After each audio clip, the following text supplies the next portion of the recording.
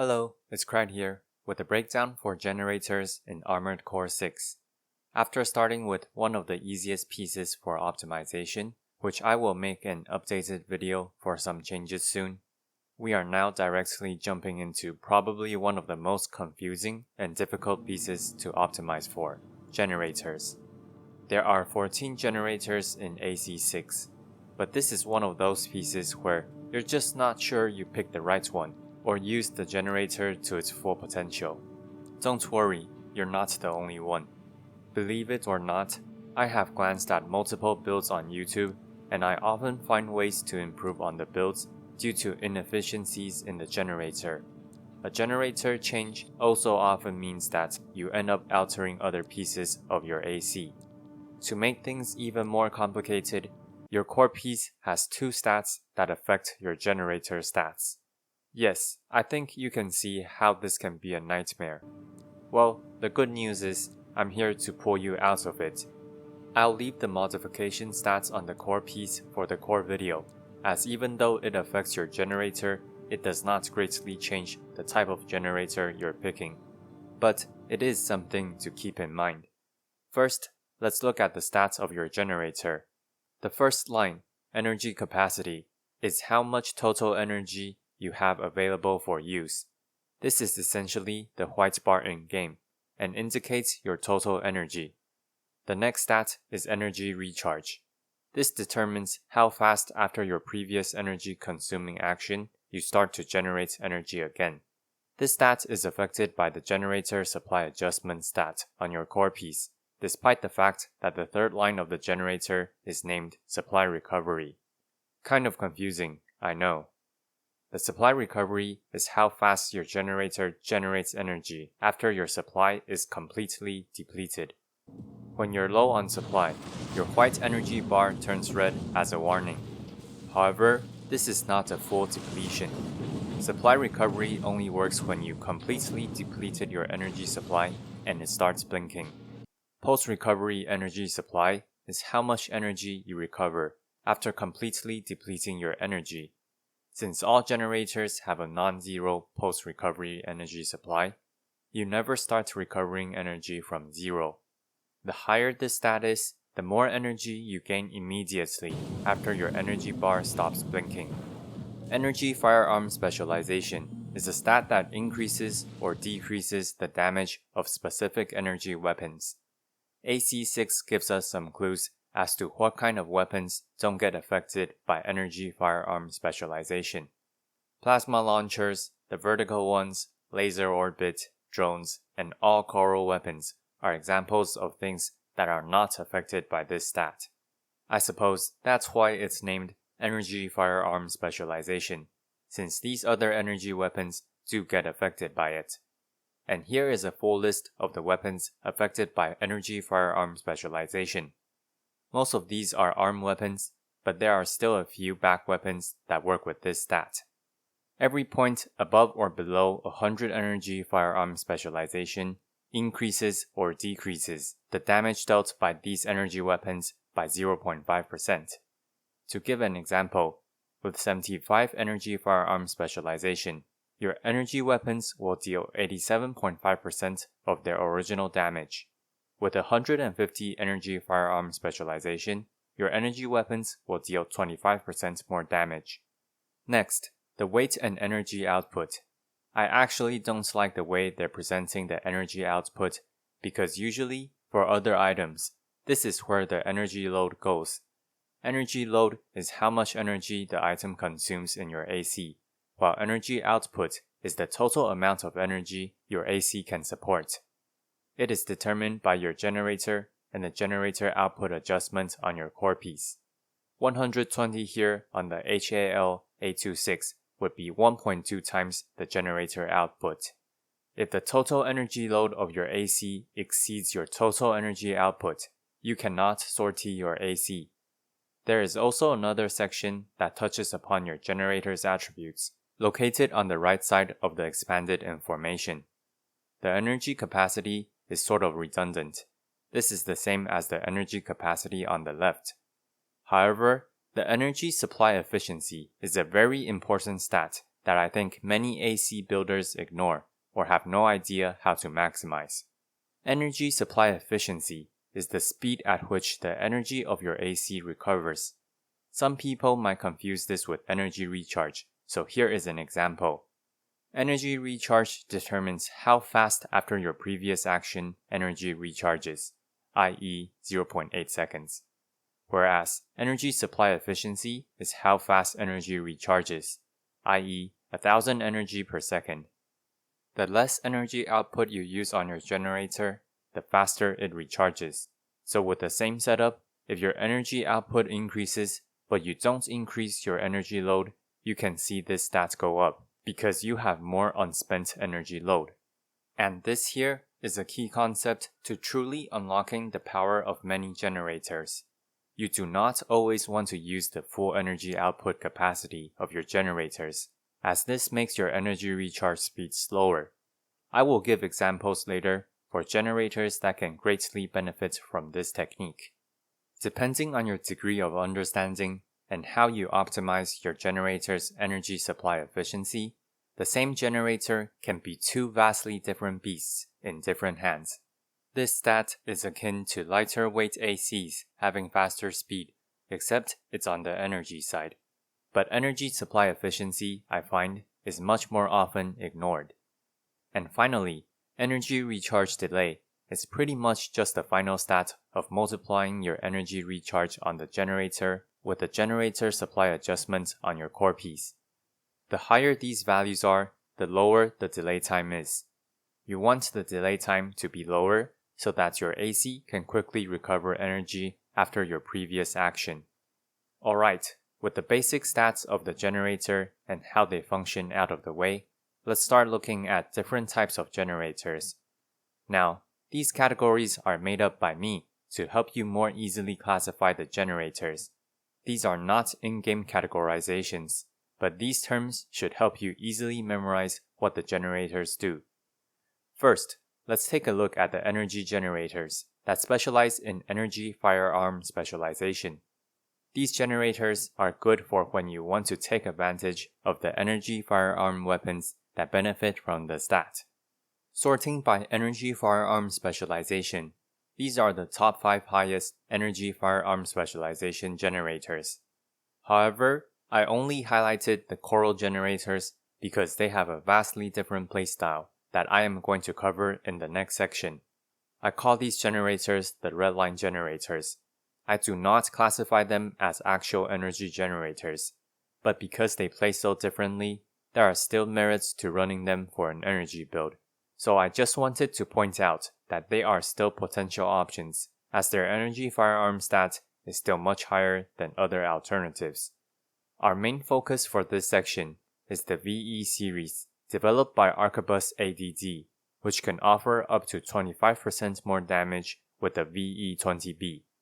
Obviously, having high energy firearm specialization comes at a cost. In general, the VE series tends to not rank high for any of the other stats, so if you don't run energy weapons with these generators, you might as well be running other generators. Okay, let's start with the VE20B, the generator with by far the highest energy firearm specialization. This generator in particular comes with a big catch, which is its fairly low energy output, especially in relation to its weight, losing to even the VE20A, which has more energy load and is lighter. Furthermore, energy specialization weapons tend to be on the expensive side for energy load, with over half of them being over 600 energy load, and the cheapest one being 368 energy load. I will do a full deep dive on all these energy specialization weapons in another video, so be sure to like and subscribe so you don't miss it. Because of the costliness of energy weapons, I don't suggest running 4 energy weapons unless you're using 4 of the cheap ones with weapon swapping, as all of the energy firearm weapons available for your back are expensive. If you want a much easier energy generator to build around, the generator with the second highest energy firearm specialization, the VE20C, actually has the third highest energy output. This is your best option amongst the VE generators to load up on some of the heavier energy firearms. But nothing is free here.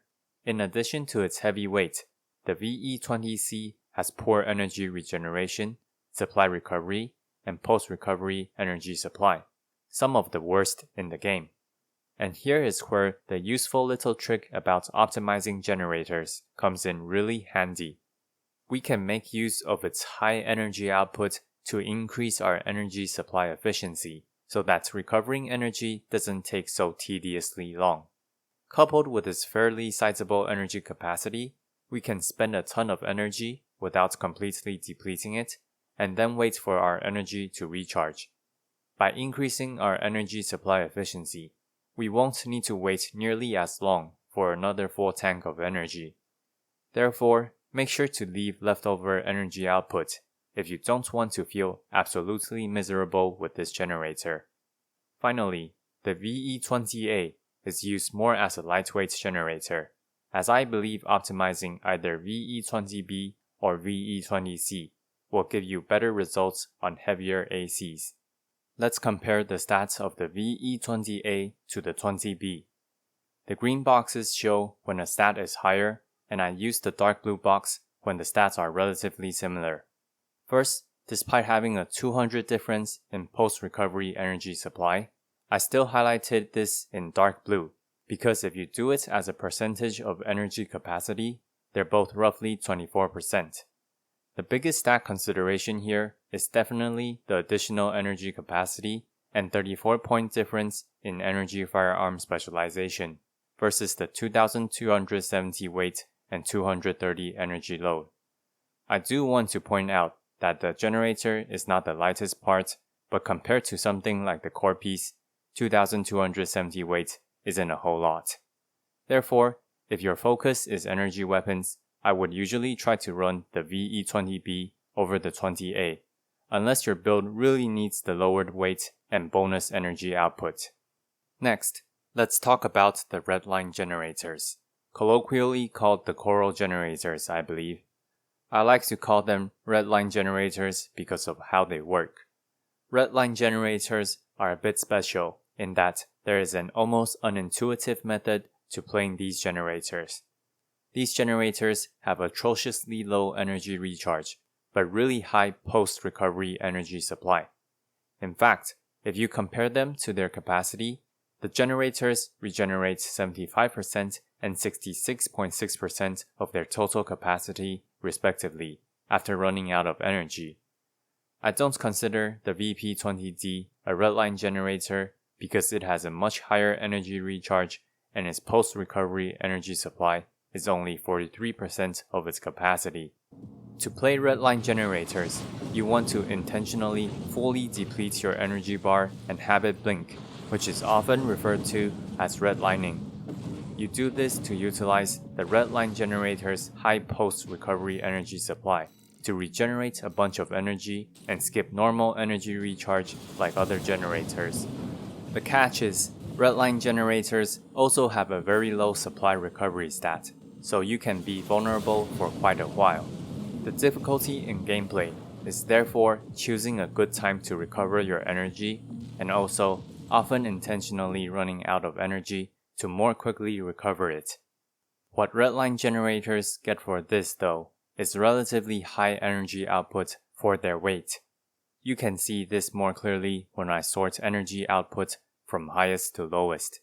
Furthermore, because the majority of your energy recovery is coming from post-recovery energy supply, you can feel free to use up as much of the output as you need, as energy supply efficiency isn't nearly as big of a concern. Next up, we have the Regeneration Generators, which has high energy recharge and oftentimes high supply recovery, which is why I don't simply call these energy recharge generators. Right now, the graph is sorted by energy recharge from highest to lowest. They also all have very poor energy firearm specialization, so I would steer clear from energy firearms unless you don't mind taking quite a bit of damage nerf to your weapon. Out of these 5 generators, 4 of them have the highest energy recharge and supply recovery. When we sort by supply recovery instead of energy recharge, we see that the Hokushi is the odd one out, so let's talk about it first. The description of the Hokushi actually gives us a pretty good tip on how to use this generator. Supply recovery performance leaves much to be desired, calling for a degree of energy management finesse. This describes the Hokushi perfectly. When using this generator, you do not want to redline it.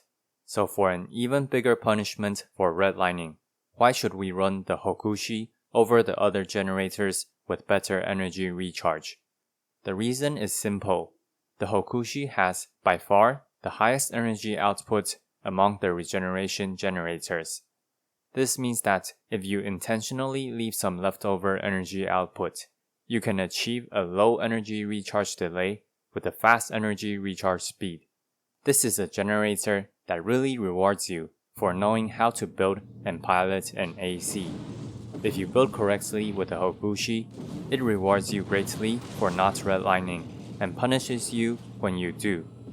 It's a playstyle completely opposite to redline generators. Now, we have the 4 other regeneration generators left. Let's start with the Lingtai generator, the generator with an absurdly high energy recharge and supply recovery, even though it is a lightweight piece as far as generators are concerned. For having such excellent energy regeneration capabilities, it has the lowest energy capacity, post-recovery energy supply, and energy output out of all the generators.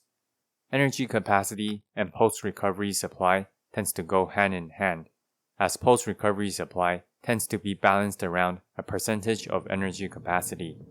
The good news is, with its 2000 energy recharge stat, you can usually get a ton more energy than other generators in the heat of battle, thanks to its low delay time. However, having a low energy output means it is difficult to find spare energy to increase your energy efficiency, meaning that the recovery speed of your energy won't be too fast. Furthermore, it also has the second lowest energy firearm specialization, so you're not going to be running any energy firearms with this generator. With all these factors in mind, it means that you must run this generator with a lightweight build that doesn't use any energy firearm weapons, and its playstyle is limited by its energy capacity, as you rather use your energy in short bursts to utilize your energy recharge. This generator does not do well when you have to use your energy for an extended amount of time. This makes the Lingtai generator a very restrictive one in terms of the build.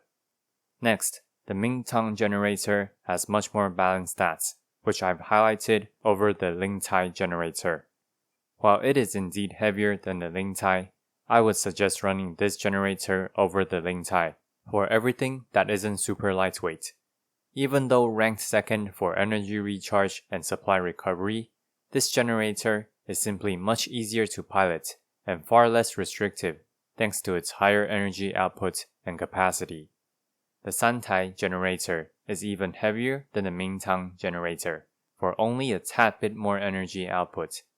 It does not lose much in terms of energy recharge and supply recovery, but you do get a higher energy firearm specialization. And the most outstanding perk is its huge energy capacity. In terms of percentage terms, its post-recovery energy supply is about the same as the Mingtang's. Personally, I think having a decent amount of energy capacity is more than enough, especially for a regeneration type generator. Having higher energy capacity does give you more leeway for longer term maneuvers and mistakes, but I do think that paying 3,740 weight is something to be considered versus the Mingtang. Finally, we have the Yaba generator, which is something in between regeneration generators and the next category, balanced generators. I decided to go for regeneration type in the end because it still has higher energy recharge than the Hokushi. Compared to the other regeneration type generators, the Yaba has a much higher post-recovery energy supply, meaning that regardless of whether you redline this generator or not, its performance is going to be relatively steady thanks to its well above average energy recharge, supply recovery, and post-recovery supply. To pay for this, its other stats are not too outstanding, even though they cannot be said to be horrible. The downside of this generator is of course steady performance is also synonymous for nothing outstanding. While this generator is very beginner friendly thanks to its energy performance, I do not really recommend it at all because I believe that the generators in the next category hold a slight edge over the Yaba. It's time for the final type of generators, the balanced generators. The balanced generators are generators without a really glaring weakness. All three of the generators belong to the VP series, with the Yaba having a very similar stat. Let's start with the VP20S, which I am going to compare to the VE20A and the Yaba. Starting with the VE20A, you can see that the VP20S wins at nearly everything across the board, except a slight bit of weight and 22 points of energy firearm specialization. I have already explained in the energy generator section that this is to be expected from energy generators, as they are focused on energy firearms. The stat is a rare way to increase your damage in this game.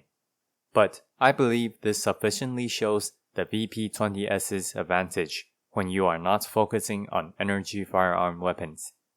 Next, compared to the Yaba, this is what we have. And we can roughly even out the lower energy recharge with the VP20S's higher energy output, as running the two different engines on the same setup would mean that the VP20S has a higher supply efficiency thanks to its leftover supply. This leaves us with higher energy firearm specialization and lower weight. This is one of the reasons why I think the Yaba isn't that great. And if you're still not convinced, the next reason is coming up too. Let's compare the VP20C to the Yaba and the Hokushi. This is the graph we'll get when comparing the VP20C to the Yaba. Most stats don't have a huge difference, but the energy output is certainly their biggest difference, especially if you don't care about energy firearms. I think the energy output difference more than offsets the slightly lower energy recharge speed. So you're really looking at the VP20C being just as good, if not better, at overall energy regeneration without the deficit in energy firearm, and still have more energy capacity, all for 240 weight. I personally think it is more than worth it enough, so I always run the VP20C over the Yaba. Comparing only the energy recharge and energy output of the VP20C to the Hokushis, we will see that the Hokushi holds the advantage in energy regeneration. However, once we divert our gazes to the other stats, we see that the VP20C is better at everything else, and they pretty much have identical energy capacity. This is not to say that the Hokushi is weak though. If you're good enough of a pilot to rarely or never redline, and you're not running any energy firearm weapons, then the only stat the Hokushi loses at is the weight. I have found the Hokushi to support some heavier builds and also perform better when used properly. But this is why the VP20C is a good balance generator, because it just is very solid across the board. In fact, it is so solid that it wins my base generator award. My suggestion if you're drafting a new AC but have no good idea on what generator you're going to be running yet, just slot in the VP20C first and work your way from there. Finally, the VP20D is the heaviest generator on the market with the highest energy output. We will be comparing it to some other heavy-duty generators. I think I don't even need to highlight what's higher for the VE20C, right? It's the VE series. If you don't use energy weapons, I would take the VP20D. Now before we compare the VP20D to the Coral generators, the biggest trick to properly using the VP20D is to actually pump its already high energy output to even more absurd levels. This is made possible as generator output is one of the stats you can change with your core piece. The core piece is for another video, but if we run the ephemera with the VP20D, we get a whopping 5,581 energy output, AC 6 rounds down on the stat sheet. Why do we need this much energy output, you ask? It's because You don't need to spend all your energy output. Remember, unspent energy output goes towards energy supply efficiency. This makes your energy regeneration speed quite fast. So your next question is probably, can we do the same thing for the coral generator with nearly as high of an energy output? Yes, you can, but it isn't nearly as effective. Remember, the coral generator relies heavily on exhausting your energy completely to regenerate with its high post-recovery energy supply. On the other hand, the VP20D regenerates more energy with its energy recharge. Hence, it benefits from the additional output many more times than the coral generator does. Combining the VP20D with the correct core piece allows you to host some of the game's heaviest energy output setups while still having a respectable overall energy regeneration ability. Finally, there is one last unique generator I have still yet to mention, the AGJ98 JOSO. This generator is unique because out of the 14 available generators, it is the only completely and utterly useless one. There are no redeeming qualities to this generator. Yes, it is the lightest generator, but with a quick glance at the second lightest generator, the VE20A, which is only 170 weight heavier, you can quickly see that the VE20A scores higher on all other stats except energy recharge. And the energy recharge difference is quite minimal. Combine that with the fact that the VE20A has a whole 520 more energy output, the VE20A will still win in terms of energy regeneration when running the same setup due to having better energy efficiency. Therefore, the JOSO is completely useless if you actually want to build a good AC, which is aptly reflected by its description. Internal combustion generator developed by the BAWS for an old generation AC. Performance is not dissimilar to generic Labor MT models, making it an unreliable choice for combat use in modern AC build. Let's do a quick summary of the generators. If you skipped here, I strongly suggest watching all the details, comparisons, and additional tips I've sprinkled throughout the video to fully understand how to optimize your generators. There are no in-game classifications, but I have split the generators into 4 types for you to better understand their properties. Although you can classify the coral generators as energy generators, if you actually want a more significant damage boost, the energy generators are the VE series developed by the Arquebus ADD. If the focus of your build revolves around energy weapons, these generators are great choices to increase your damage output at the cost of better energy generation. The VE20B can maximize your damage output, but since many of the energy weapons cost quite a bit of energy load, the VE20C is much easier to build with at the cost of being heavier. Do keep in mind the tip of leaving some extra energy output that I talked about when running this generator. The VE20A is the lightest energy generator and just the lightest usable generator in general, but it is more niche as an energy generator simply because the performance of the VE20B or VE20C tends to be more focused on an energy build. Next, the redline generators are both coral generators. They are called redline generators because you want to purposely deplete your energy so that you skip using their atrocious energy recovery speed to directly use the post-recovery energy supply. Emptying your energy tank on purpose at the right timing is the difficulty of using these generators, as their low supply recovery means a relatively long delay before you get back your energy. The trade-off is that these generators have quite a high energy output for their weight, enabling you to carry some high energy load setups. The 2 coral generators play the same. The only difference is the weight. On the other hand, regeneration generators specialize in having high energy recharge for fast energy recovery when you don't redline your generator. They also tend to have a high supply recovery to lower the downtime of having no energy if you accidentally fully deplete your energy. The only exception is the Hokushi, which more than makes up for it with its higher energy output. Leaving a bit of leftover energy output can make the Hokushi regenerate energy fast with a low delay after the previous action. The Ling Tai is a tricky generator to utilize on low weight builds because it is a peaky generator, with either very high stats or low stats in each category. But you can achieve great results by spending your energy across multiple bursts. This is why for heavier setups, I definitely recommend the Ming Tang instead for a regeneration generator, as it keeps the high energy recharge and supply recovery while having much easier stats to work with. The San Tai's biggest selling point over the Ming Tang is its energy capacity, allowing you to spend energy in longer sessions or make more mistakes without redlining. While the Yaba's energy performance is very steady even if you redline, I find that the generators in the next category, the VP20S or the VP20C in particular, tend to be a bit more stat dense and work better. The balanced generators have no glaring weaknesses in their stats. The VP20S is your best choice for a balanced lightweight generator.